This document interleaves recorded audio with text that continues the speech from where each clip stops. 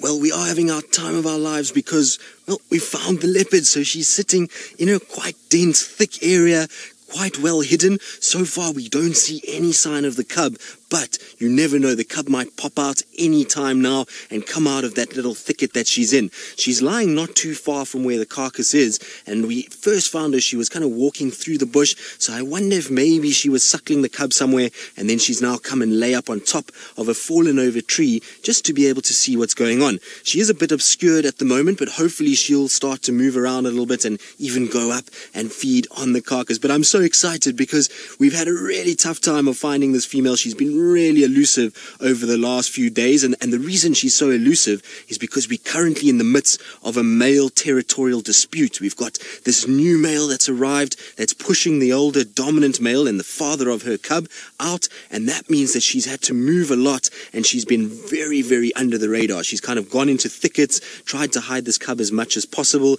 and that's why she's been so difficult. But look how beautiful she is.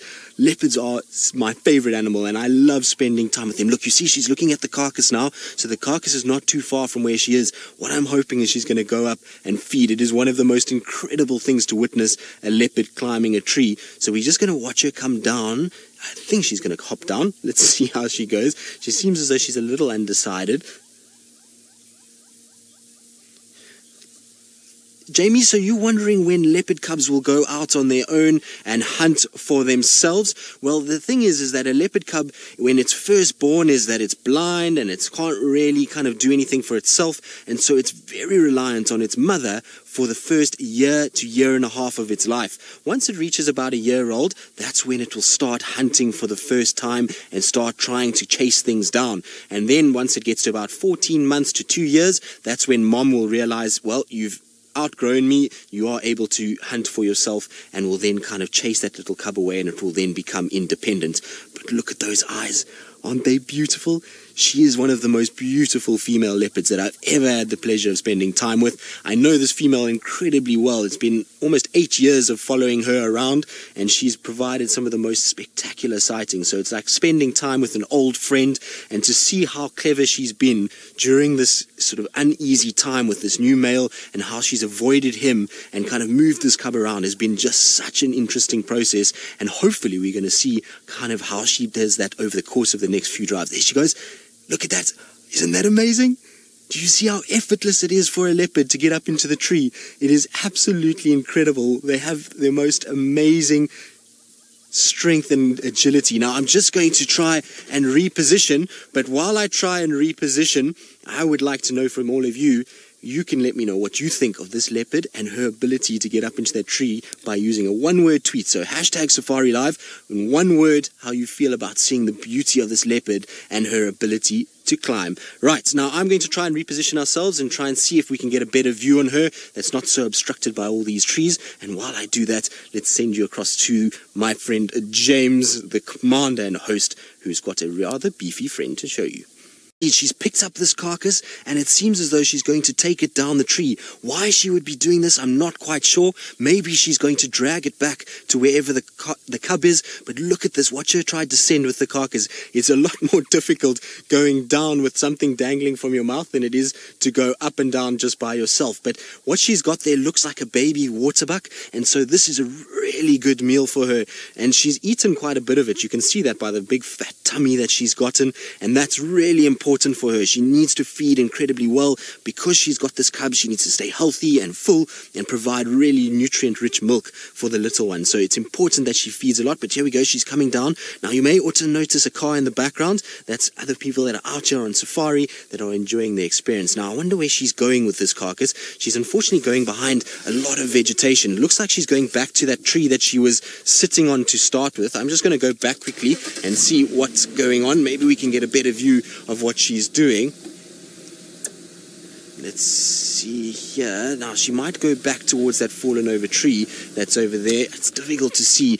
Now, Sue, you say your one-word tweet was majestic. Well, I think leopards are probably one of the most majestic creatures when it comes to moving around and to climbing and going about their business. So they really are incredibly majestic animals, and I absolutely love watching them, and seeing them kind of go about their business is really very, very special. Now, what I'm hoping, like I say, is that she's going to drag that carcass back towards us, and hopefully towards wherever this cub may be stashed. I reckon the cub is not far away from us at all, and that it might appear at any moment now. Right, now while we're sitting with this female, she, as I was saying to you, is an older female that I've followed for quite some time, and she's had some incredible encounters, and we've been fortunate enough to witness some of them. And my friend Jamie, who's up in the Mara at the moment, she had one of the most hair-raising encounters with Thandi and her previous cub. Well, indeed we have. Look at how cool this is. So Thandi has come down and into this drainage line, and the little cub has popped out and is now having a good suckle. How cute is that little thing? So it is only about 3 months old. It is really, really cool. I absolutely love spending time with this little one. It is super cute and so naughty too. It just runs away all the time. Right, we're going back into TV, so I'm going to keep quiet for the next little bit.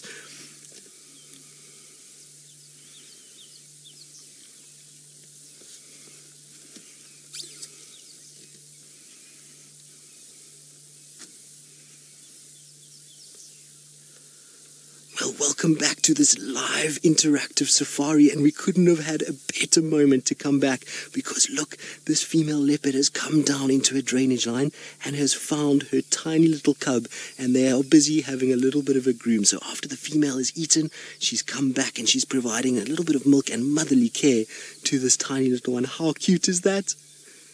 This is as good as it gets. Oh, look at that. Now this little one is very playful. It's about 3 months old, and it's a little female, but it is very playful. It likes to run and jump all over mom, so hopefully we're going to see the two of them playing together. At the moment it's just hidden behind that bit of grass because, well, it's a very, very tight spot and very thick. It's the perfect place for a mom to hide her cub, especially with these males moving around. It's the best area for her to kind of hide them, because it's going to be very difficult for anything to find them in here. Now, Djuma, you want to know when will Thandi stop nursing this little cub? Well, probably at around about 7 to 8 months is when they are completely weaned and onto meat. But this little one is already starting to feed off carcasses, so it has tasted meat already and has taken its first few nibbles, but it prefers milk. It would rather come and eat mom or drink mom's milk. Look at that little face though. You see the size of the ears are still very big. Their cute little eyes. It is really such a sweet little cub, and this is why it's so important for Thandi to be on top of her game and to be really aware of what's going on around her. And it's important that she's catching food, because this is, well, the next legacy that she's going to leave behind. And because it's a little female, it should theoretically stay in this area, and means that we're going to get more views of this tiny little cub going forward, and hopefully it will grow up into the next queen of Djuma. And you can see what I was saying about it being naughty. It runs around all over the place, so it's left mom there and has now run through the thickets and gone to another side. I'm sure it will come back just now. It often does this. And so while we wait for her to kind of come back towards mom, let's send you back across to Steph with the largest land mammal on foot. We are indeed, and it is cuteness overload at the moment. Mom and cub are having the best game. The little one is on its back and clawing at mom, and they jumping up and down. There you go, look at that. See how it's attacking mom? Now these are all really important games for later in life, when it's going to have to hunt and defend itself. So it's practicing now, and even though mom is so much bigger, look how gentle she is with the little cub. And you can see a perfect size comparison of the paws there, which is very cool, how far this cub has got to go. This is amazing. Tuna Cat, you're wondering if it's normal for leopard cubs to be this naughty. Well, most leopard cubs are very playful when they're about this age, but this particular cub is very naughty. So over the last few months of us following her around, we've noticed that, well, she doesn't listen to mom very well at all. So when mom calls, she often just goes the opposite way, and it is constant playtime when mom is around. Mom's ears get pulled, her whiskers, her face gets bitten, tummy gets bitten. So it is quite a playful little female, this, and she's got a lot of attitude. So it's an incredibly special thing to follow a leopard cub, but this particular one has got such a soft spot in all of our hearts because of the way that it is, and because of how playful and boisterous, and just how kind of strong the bond is between these two. It really is a special thing, and this little one is the best thing. And you can see, look how much it's still got to grow. Thandi's paw is the same size as its entire head. This is so cool. Oh, we are being spoiled this morning. To get a glimpse into the secretive, shy nature of a leopard with her cub, and the playing and the intimate moments, is such a privilege. We are this is as good as it ever gets out here in Africa, and we are being thoroughly spoilt. And it's why we're so concerned about what's going on with these males coming in, these new males, because, well, this is the prize. This is what is being protected. And so our dominant male really needs to step up. Jam, you're wondering how Thandi will teach her cub to hunt. Well, these games that you're seeing here are part of that process. So this little cub jumping around and grabbing her tail, grabbing her ears, those are all techniques it's going to use when it's hunting. Also, what you'll find with this little cub is that it will actually stalk. So it will walk along and then it will stalk Thandi and then it'll jump on her. So games are part of it. And then as it gets a little older, Thandi's going to take this little cub and move it along with her, and she's going to actually watch Thandi chase and stalk things. Also, when Thandi is away and hunting and the little cub is left by herself, like it was this morning when we saw Thandi up in the tree, you'll find that this little cub is going to chase francolins, lizards, other kinds of birds, and eventually it will hone its technique like that. So it's got a long way to go, but it will learn from all kinds of different things, but mostly from watching mom. Right, now, there's been a competition about Kruger and Mara, and well, I'm biased obviously, but quite frankly I don't think we can beat anything to do with Kruger when you've got a tiny little leopard cub like this. But let's send you back over to James to find out who the winner is. Renzi, I think it's going to snow here in Africa because you've admitted defeat for the first time ever since I've known you, but it is very difficult to compete with the cuteness that is that and the baby elephant that we've had this morning. So it's amazing to just have the two different places together, to have Kenya and to have Sabi Sands and have the kind of differences between them and have the most amazing sightings in both is really special. But look at this. This is ridiculous. There's just serious play games going on. Caitlin, you're wondering if leopards normally only have one cub. So no, Caitlin, they can have between 1 and 3.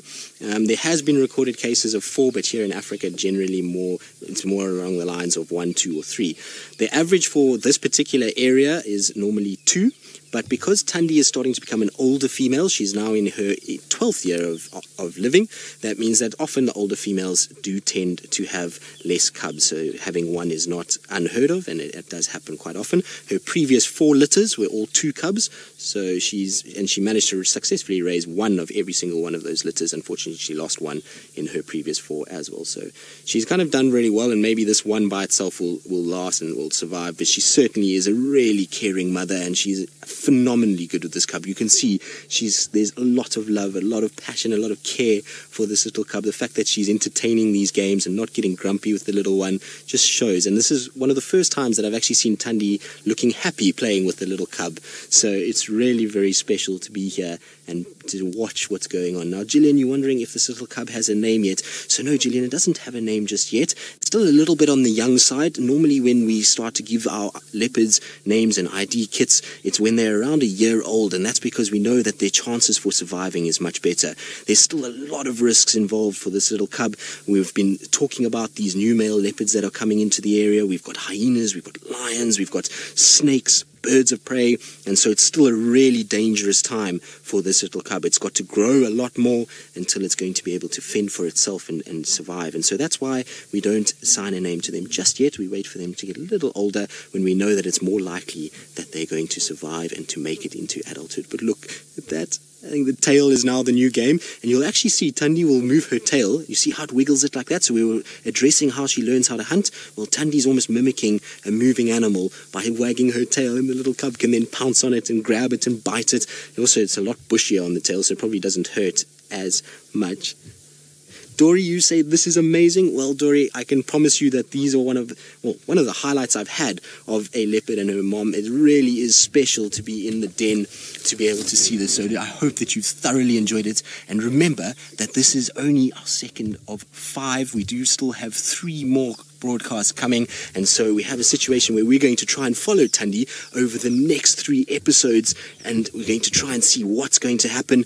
Are new males going to show up? We know that there are males around. We wonder if the dad is going to arrive, and then obviously Thandi's got to try and protect this cub and nurture it over the course of the next few months. And so we're going to try and follow her steps in every single way as we go forward in the next week. Now, it's that time, unfortunately, though, where we're going to be finishing up for today, and so it's been an absolute pleasure from all the presenters in the Mara and here in South Africa. And remember that the story is only just starting. We're going to be continuing following all of these amazing animals over the course of the next 3 nights. So we'll see you all every evening at 10 p.m. Eastern Standard Time. We look forward to seeing you tomorrow.